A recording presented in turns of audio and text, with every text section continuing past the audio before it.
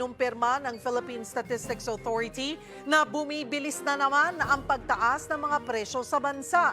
Yun ay matapos tumaas sa 5.3% ang naitalang inflation nitong Agosto mula sa 4.7% noong July. Posibleng tumaas pa ulit ang mga numero para sa buwan ng Setyembre ngayong tuloy-tuloy ang taas presyo sa petrolyo katulad na lamang ngayong araw. Magbabalita si Hannibal Talete. Maaga pa lang, pumila na sa gasolinahan na ito ang mga pampasaherong jeep sa Quezon City. Ayaw kasi nilang maabutan ng oras na palitan ang mga numero sa karatulan ng gasolinahan dahil sa panibago na namang taas presyo. Si Lando, ngayon pa lang, problemado na. Lumiit na nga kasi ang kita niya. Heto, at mababawasan pa. Dapat ibalik nila yung subsidy nung araw, yung katulad nung para malaking bagay yun sa aming mga driver. Si Mang Jessie, halos 500 piso na lang ang naiuwi sa maghapong pamamasada niya.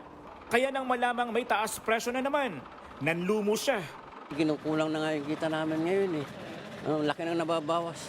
Pag tumataas yung diesel namin, ang laki nang nababawas ng kinikita namin eh. Ang daming binabayaran na sa kuryente, sa mahal, lalo pa ngayon ang mahal ng bigas.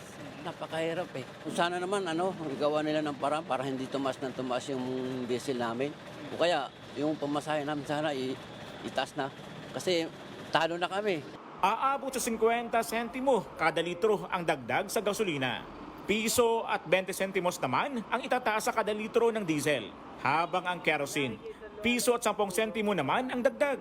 Ito na ang ikasyam na sunod-sunod na linggo ng taas presyo sa petrolyo. Paliwanag ng Department of Energy, epekto pa rin yan ng pagbabawas ng produksyon ng mga oil exporting country gaya ng Saudi Arabia. Ako si Hannibal Talete para sa 1PH. Sariwang balita ba ang hanap mo? Simple lang. I-click mo na ang subscribe button at ang notification bell para lagi kang updated sa mga balitang dapat mong malaman.